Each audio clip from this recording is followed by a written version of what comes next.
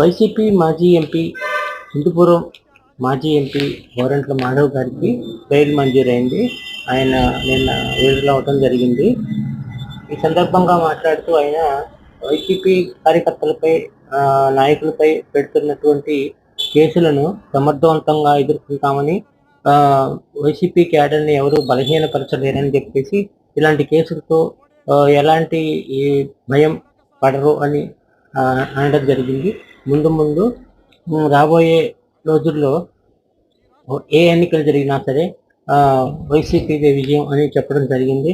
కార్యకర్తలంతా సంఘటితంగా ధైర్యంగా ముందుకు నడవాలని చెప్పేసి జగన్మోహన్ రెడ్డి గారి సూచనల ప్రకారం ముందుకు సాగాలని చెప్పేసి కోరడం జరిగింది.